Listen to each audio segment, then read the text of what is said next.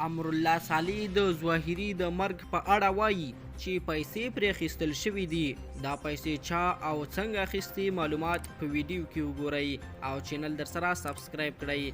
د افغانستان د بېواکه شوي ولسمشر لومړي مرستیال امرالله صالح د کابل په وزیر اکبر خان سیمه کې د امریکا د بي پیلوټ الوتکې د برید پر مهال د القاعدې شبکې د مشر ایمن الظواهري د وژل کېدو د پایلو په اړه خپل تحلیل وړاندې کړی. هغه په یو ټویټ کې لیکلي د ظواهري د مرګ په بدل کې امریکا پاکستان ته 2 میلیارډ ډالرو له سود پرته قرضې اخیستو زمینه برابره کړه او د ظواهري په اړه د معلوماتو ورکولو په سر د کندهاري طالبانو مشر ته 15 میلیونه ډالر ورکړل شول.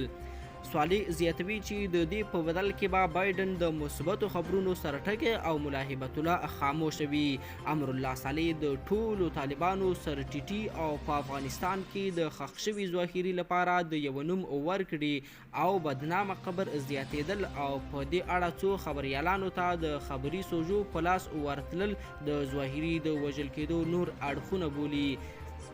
ښاغلی صالح په عین حال کې د افغانانو د مبهم وضعیت او زجر دوام په کابل کې د ظواهري د وژل کېدو نورې پایلې بولي. طالبانو د الظواهري د مرګ د نورو جزئیاتو په څیر په دې اړه هم څه نه دي ویلي. ګرانو کتونکو، تازه او مهمو خبرونو لپاره یوټیوب چینل در سره سبسکرایب کړئ.